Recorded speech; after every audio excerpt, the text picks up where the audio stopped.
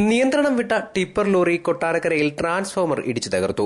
ആളൊഴിഞ്ഞ സ്ഥലമായതിനാൽ വൻ ദുരന്തം ഒഴിവായി. വ്യാഴാഴ്ച അർദ്ധരാത്രി എഴുകോൺ നിള പാലസ് ഹോട്ടലിന് സമീപത്തായിരുന്നു സംഭവം. കൊട്ടാരക്കരയിൽ നിന്ന് കുണ്ടറയിലേക്ക് പോകവെ നിയന്ത്രണം വിട്ട ടിപ്പർ ലോറി ട്രാൻസ്ഫോമർ ഇടിച്ചു തകർക്കുകയായിരുന്നു.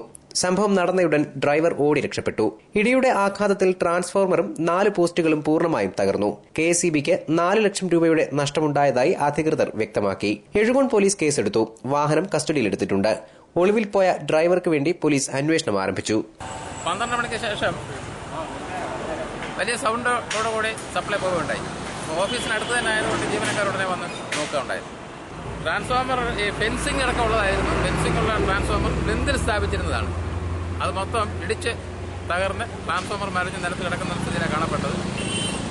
ഫയർഫോഴ്സ് വന്നിട്ടാണ് ലോറി എടുത്ത് റോഡിന് സൈഡിലേക്ക് മാറ്റിയത്.